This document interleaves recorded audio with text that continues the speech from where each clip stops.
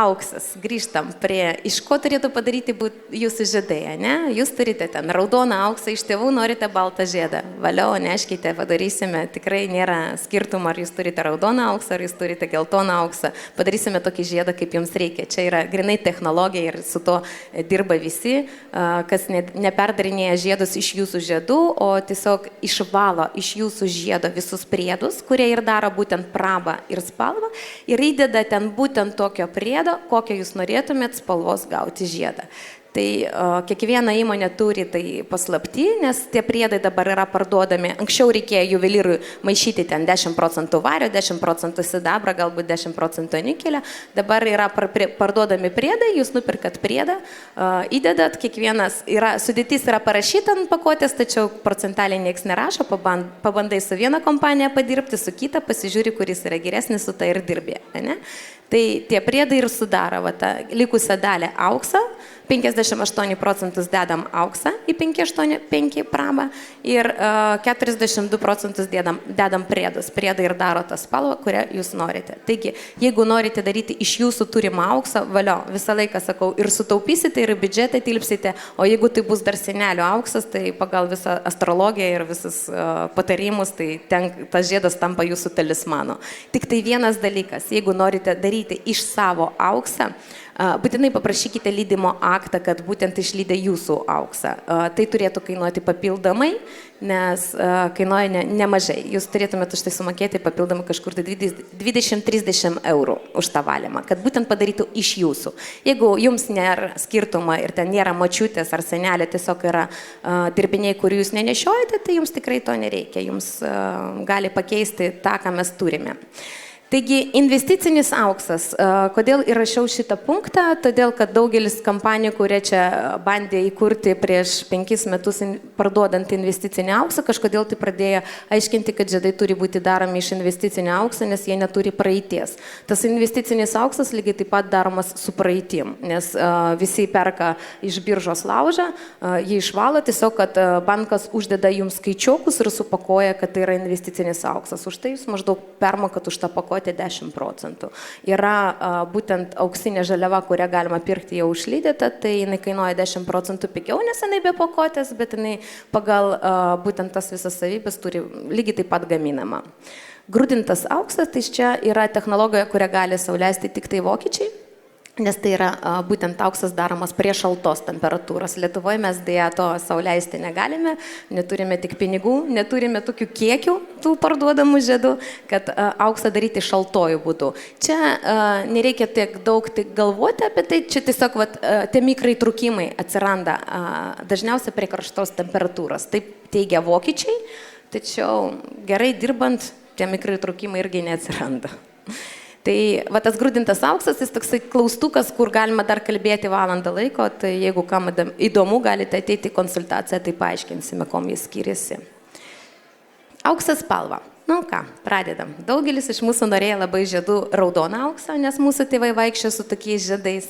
Vaikščiojo aš ne dėl to, kad jie buvo mada tokia, ar dėl to, kad tai buvo tradicija kažkokia, tai tiesiog kitokių nebuvo. Buvo raudona aukso žiedai, buvo labai ilgą laiką, buvo 4, 5, 6 mm pločio, jokių ten gėlyčių, jokių inicialų, jokių dviejų spalvų, tiesiog tokie buvo ir jeigu tu norėjai žentis, tai reikėjo būtinai eiti su tokiais žiedais. Tai čia mes užaugom su tokiom tradicijom, tačiau tai nėra taisyklė. Jūs tikrai galite pasakyti savo tėvams, kad tokie jis bus raudonas, bet tikrai bus kitokios formos. Čia viskas ok. Balta spalva, kaip aš ir minėjau, turi 6 atspalvius, tai čia vienai iš ledinių atspalvių pavaizdavimas. Geltona auksa čia neišeina iš mados, neateina iš mados, tiesiog yra apie 17% žmonių, kurie nešioja geltoną auksą, jie ir nešios visą gyvenimą. Jeigu klausti, kas pagal tendencijas dabar, tai prieš 6 metus rašiau, kad raudonas auksas yra blogas tonas Europai. Prieš 3 metus parašiau naują straipsnį, kad Europai čia yra dabar naujiena ir labai populiaru. Lietuvoje dar nespėjo išeiti, tai galite drąsiai tikrai rinkti. Dabar baltas auksas yra netoks madingas Europoje kaip raudonas, tačiau Lietuvoje kaip tik mes vėluojam ir ateina baltas auksas, pagaliau balto aukso era. Dėl kontrasto. Jeigu norite dviejų spalvų, aš visą laiką sakau, kad rinkite kontrastinės spalvas. Tai reiškia balta ir geltona, juoda ir balta, raudona ir balta. Labai blogas pavyzdys, kada išsirenka raudoną ir geltoną. Matote paskutinis pavyzdys mano skaidriai. Spalvos susilieja. Jums teks mokėti praktiškai dvigubai už tai, kad jūs norite dviejų spalvų, nes reikia daryti iš kelių žiedų ir visą laiką dviejų spalvų ar trijų spalvų žiedas jis brangiau kainuos. Jeigu jūs norite maišyti geltoną su raudona, neverta. Jeigu jūs norite maišyti baltą šampaninę spalvą su geltona, irgi neverta. Jis susilies, apie tai žinosite tik tai jūs ir nieks daugiau to nematys. Nebent tik norite, taip, kaip aš sakau, visi jūsų norai už pinigus. Ne? Tai tiesiog nerekomenduojam, nematysim. Per vidurį jūs matote Makume technologiją. Japonų kardai buvo visi daromi iš Makumų technologijos. Tai yra viena iš technologijų, kurią daroma ten 100 kartų sušaldant, 100 kartų sušildant, metalą sulydant. Įdomu. Nepasakyčiau, kad naujovė jau senai yra, tačiau reikia pamatyti, kad suprasti, apie ką aš kalbu ir manau, kad vyrai galbūt norėtų, nes jie negali kitaip papuošti savo žiedų, savo deimantais ar dar. Moteris dažniausiai to nenori, nes jie savo žiedus gali padaryti klasikinius su deimantukais, ne, pasipuošti. Tai čia pasižiūrėti tiesiog, kad pamatyti tą kontrastą, ką reiškia Makuma. Žiedų faktūra, blizgi ar matinė, ne? Švelnus matas. Mes kalbam apie paviršutinę faktūrą, kurią daroma ne prie karštos temperatūros. Tiesiog kaip grindis, vyrams labai aišku. Būna grindis poliruotas, būna matinis. Kaip padaromas, tiesiog pašiaušiam paviršio, ne? Paskui pavaikščiam pusę metų ir vėl pasidaro grindis poliruotas. Lygiai taip pat su žiedais. Norite matą arba blizgus, ne? Ir tą turėsite. Klausimas, nuo ko pradėsite. Pradėsite nuo blizgių, nešiosite, po pusės metų pasidarys matiniai, nes susibraižys ir tikrai atrodys kaip matas. Tačiau paskui atvirkščiai, auksas visą laiką grįžta į savo pradinę, ne, būseną. Pradeda poliruotis, pasidaro poliruotas. Pasidarė poliruotas, vėl pradeda braižytis, vėl matinis. Lygiai taip pat vyksta ir su matinė švelnaus mato faktūra, tiesiog prasideda nuo kito etapo, ne? Turite matinę, pasipoliravo, pasidarė blizgi, po blizgios vėl pasidarė matinė ir taip toliau. Tai čia tiesiog turite nuspręsti, kokią žiedą norite, vestuvių dieną. Fotografai visą laiką rekomenduoja turėti švelnų matą, nes mažiau matosi blikščių, ne? Tai čia toksai iš patarimų. O jūs žiūrėkite, kas jums gražiau. Yra faktūros, kurios daromos prie aukštos temperatūros. Tai tos faktūros yra ilgaamžius. Jūs iš tikrųjų tiesiog turite pasidomėti ir atkreipti į ką dėmesį, kad jinai nebūtų gili, kad nesirinktų ten purvo pastoviai, nes paskui jums purvas rinksis ir bus nepatogu nešioti ir negražu. Ir lygiai taip pat, kad jinai nebūtų per silpna, nes jinai lygiai taip pat po metų, po 2 jums išsipoliruos, išsilygins. Tiesiog bus ilgesnis laiko tarpas. Jeigu švelnus matas, ten mes sakom po 2 savaičių pasidarys blizgus, tai jeigu bus gilus matas, ne gilus matas, o matas prie aukštos temperatūros padarytas, tai jis prasilaikys jums 2-3 metus. Tai tiesiog žiūrėkite vidurkio, žiūrėkite tą, ką rekomenduoju. Jau čia leiskite pasakyti tiem, kurie žino, kas turi patirties. Prisiklausykite, kurioje vietoje, tiesiog pasakykite, nori turėti matinį žiedą iki gyvenimo pabaigos ir jums pasakys, kurią faktūrą geriau laikyti. Deimantai.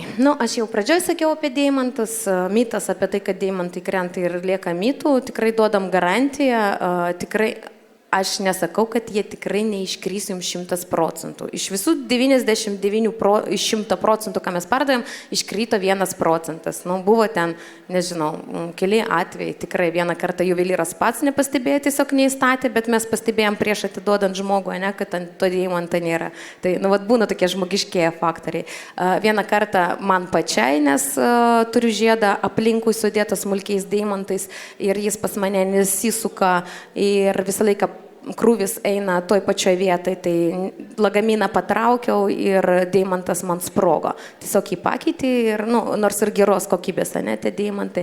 Ir vieną kartą buvo klientai, bet jinai sakė, kad jinai su jo daržus ravė. Tai tiesiog su deimantais, kaip aš sakau, ateinat namo, pasistengkite, nusimkite tos žiedus ir sveikatai bus geriau, nes nerekomenduoja miegoti su žiedais ir žiedas bus saugesnis. Ir žiūrėkite kokybę, kad būtų ne mažiau negu C, VS, tai tikrai VS jau tobulas, C gali būti jau viskas, kas žemiau C, vestuvinių žiedų netinka. Kaina ten skiriasi tarp VS ir C 2-3 eurai, tai pasirinkite geriau brangesnį variantą. Jeigu klausite pas mane apie deimantus, kurie naudojasi į vestuvinius žiedus kainą, tai pradėsiu nuo pačių mažiausią, ne? Tai 6 eurai kaina, 8 eurai kaina, 10 eurų. Nenustebkite, čia tikras deimantas, nes man paskui klausinėja visi, ar čia tikrai deimantas. Tai jis tikrai deimantas, tačiau turite žinoti, kad statant gerai deimantą, deimanto statymas praktiškai kainuoja tiek pat, kiek pats deimantas. Vat ir viskas. Paslaptis yra tokia, kad save gerbintis, kaip sakau, juvelyrai stata, dirba, atsako už savo kokybę, tai tas statymas nėra pigus. Jeigu žiedas, pavyzdžiui, žiede įdėta 10 deimantukų 0,05 ten dydžio, ne po kablelių 2,0, tai briliantas kainuos 6 eurai, darbo statymas kainuos apie 8 eurus vieną akmenuką. Tai va, dėkite 14 eurų ir čia jau tikrai deimantas įstatytas, ne? Ir skaičiuojam, kiek norim ten. Dedant žiedus aplinkui ratų, ten trupučiuką kitaip skaičiuojasi kaina, kad jinai trupučiuką sumažėtų proporcionaliai, ne pagal deimantų kiekį.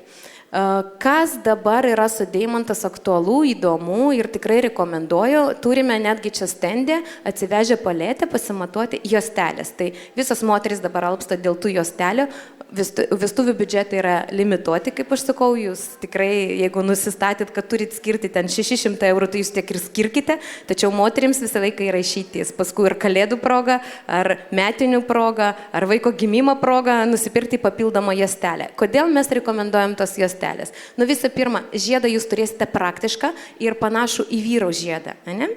Nešiosite vienodas, jūs galėsite jį didinti, mažinti, nes jis neturi deimantų. Tačiau jeigu norite pagražinti, tai tiesiog juostelę pridedat papildomą ir turite kaip antrą žiedelį, tai čia pagal nuotaiką. Yra nuotaika užsidėjat, nėra nuotaikos neužsidėjat. Ir juostelę paskui lengviau didinti arba mažinti, todėl kad jinai plonesnė, mažesnė ir jūs netaip pastebėsite tą dydžių pasikeitimą, nes pirštukai mūsų vis tiek keičiasi, ne? Laikui bėgant. Į tėvus pasižiūrėkite pirštus ir suprasite, kad kažkam tai įaugo tie žiedai, kažkas tai nusiimti jų negali, kažkas tai nenešioja, nes iš tikrųjų ten vos ne 2 kartus padidėja pirštai. Žiedo komforto zona. Tai tų komforto zonų nėra viena, yra daug. Yra daugiau komforto, mažiau komforto, išgaubtas, išlenktas, daugiau prie piršto. Pasakyti labai sunku, žinokite, mes parduotuvėje turime apie 16-20 komforto zonų. Tai tiesiog turite pamatuoti ir pamatyti tą komforto zoną, kuri jums yra pajausti, kuri yra jums patogiau. Graviravimas. Jeigu norite žiedą turėti individualų, tai čia galite padirbėti. Tikrai, graviruokite, galvokite, nesugalvojate, ką norite prieš vestuves, nes tikrai matosi, kaip žmonės prieš vestuves jaučiasi, neturi laiko galvoti, graviruoja bile ką. Jeigu norite išgraviruoti datą ir vyro vardą, tai nerekomenduoju. Tikrai turėsite santuokos liudymą, tikrai žinosite, koks jūsų vyro vardas. Tikrai nerašykite datą, kad vyrui nereikėtų galvoti, kada tos metinės, ne? Sugalvokite, ką nors įdomesnę. Amerikoje dabar labai populiaru voice graviravimas. Jūs darot prisipažinimą į iPhone'ą, ne? Atsišinčiat tą kreivę ir mes tą kreivę jums išgraviruojame žiedą, o jūs turite kažkur tai prisipažinimą meilė ir ten galite valandas sakyti ir bus faina ir vaikams parodysite, kas pasižydė. Ne, tai čia tokia iš naujovių. Ką mes rekomenduojam? Sugalvokite vieną sakinį kartu, pasidalinkite jį per pusę, ne, žiedų valdovai. Paprastas pavyzdys. Ant vieną žiedą vienas parašyta, taigi reikia į stebuklus tikėti, ne? Į kitą žiedą kitą parašytą pusytę. Tai va čia va tokie, žinau, kad kažkas tai ruošia pats priesaiką, ką pasakys žmonai būsimai, ką pasakys būsimam vyrui. Įrašykite žodžius iš priesaikos. Labai gražu, labai faina. Jeigu neturite laiko galvoti prieš vestuves apie tą graviravimą, nieko negraviruokite. Tiesiog palikite ir paskui metinių 5 metų progą išgraviruokite tą, ką jūs norėjote pasakyti ir tada, kada jūs turite daugiau laiko, ne? Ir metinės atšvesite, ir dovana eilinė, ir surprizas, ir gražu, ir faina. Dar ką dėl graviravimo daro išoriai. Išoriai gražu galite, čia kitas pavyzdys būtent išorė, tik tai žiūrėkite, kad vėlgi purvas nesirinktų. Piršto ant spaudai, viskas gražu, faina, praėjo prieš 8 metus. Renka purvą, į vidų jeigu įdėsite, paskui irgi rinks purvą, nehigieniška, negerai ir gali kažkam tai sukelia net alergiją. Dar dėl priemaišų, ką nepasakiau, atkreipkite dėmesį, pasiklauskite visą laiką pas gamintoją. Lietuvoje, aplamai Europos Sąjungoje yra uždrausta pagal standartus nikelį naudoti. Tai naudoja kiniečiai, dar iki šiol naudoja, ne, ten visas Malaizijos, Indonezijos ir taip toliau. Europos Sąjungai nikelis yra uždraustas, nes jis kelia alergiją ir iš tikrųjų žmonės negali jo nešioti. Tai tiesiog pasiklauskite, ar dirba su kokiom priemaišom, iš kokių šalių. Tai va, tai graviravimo pasakiau viską, jeigu sugalvojat, ką sugraviruoti, visą laiką galima įstatyti į vidų deimantuką, tokia kaip maža paslaptis, kurią nieks nemato, į vieną žiedą įstatom, kitą į kitą žiedą ir turite savo prie piršto visą laiką kažkieno tai širdelę, kaip aš sakau. Konfiguratorius. Faina, tos programos, viskas ok, technologijas eina, žmonės traukti kažkaip tai reikia. Mes irgi jį turim, pastebėjom vieną dalyką. Jeigu žmonių patirties trūkumas, ne? Kaip aš ir sakiau, jūs negalite nustatyti, kiek jums pločio reikia, jūs nežinote, kokio storio jums žiedą reikia, nes ten daug faktorių yra renkantis žiedus. Tai konfiguratorius pasibaigia taip. Arba jūs sukuriat pagal grožį savo žiedą ir tada kaina gaunasi kosmosas, nes ten apačioje rašo kainą ir jūs iškart pamirštat tą žiedą. Nepamirškite, jį tiesiog reikia sukurti su profesionalu, galima gauti tą žiedą, kurią jūs norite, tik tai nedarykite tai viena arba vienas. Antras dalykas, tada kada jau kaina netinka, pradedat konfigūruoti pagal savo biudžetą. Tai tada niekas nesigauna, nusivylėt ir pamirštat. Ne, čia tiesiog trūksta patirties ir jūs patys tikrai su ją nesukursite su ją, netgi mums kartais reikia pagalvoti, kokios proporcijos ten įdėti, nes ten storiai, svoriai, išgaubimai, pasilinkimai, pločiai, deimantų išdėstymas toks. Taip, bendram pasižaidimui galite pažaisti, jeigu turite laiko. Jeigu laiko neturite, nesidėkite prie interneto ir neieškokite, eikite į parduotuvę ir matuokite. Nes pasimatuosite, turėsite 5 pavyzdžius, paskui galvosite, ką su jais jau daryti. Galite jau tada klausti kainas, ne, pas vieną, pas kitą gamintoją ir žiūrėti, kuris žiedas jums labiausiai tinka. Nes paveiksliukai lieka paveiksliukais ir kaip mūsų fantazijos, taip ir paveiksliukai lieka paveiksliukais.